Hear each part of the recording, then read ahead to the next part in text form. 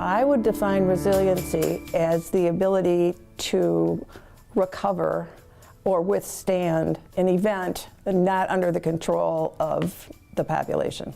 I think now is the time when people are starting to recognize that their quality of life is going to depend on how they deal with things like climate change and how resilient their communities will be, because the impacts are going to get greater and greater as the global warming increases. And you can argue about what's causing it, but you can't argue about what's happening.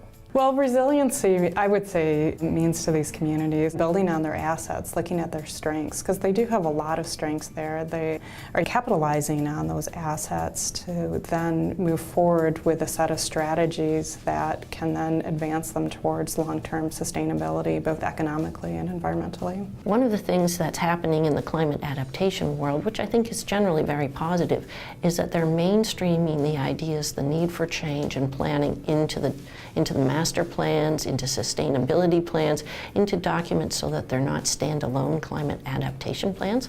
And I think overall that will be very positive because it has to be a part of every decision that we make. And so integrating it seems the sensible idea. The Resilient Holland project was our city's update to our master plan. This was an opportunity for the city to step back and do a holistic review of our city, and specifically do it through a lens of resiliency. So in addition to looking at the traditional master plan items such as land use and transportation and natural resources and so forth, through the resiliency process, we kind of viewed it as a lens at looking at all of those different items. Resiliency, in our case, we took a look at how might climate change be affecting our natural systems as well as our built environment in the city. So there was some analysis done and some good recommendations as to what the city could do with infrastructure. I think every week we find something else that we realize,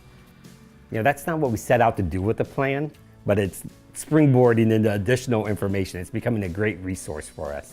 But I mean, just resiliency, I think in itself too, is really getting to the people.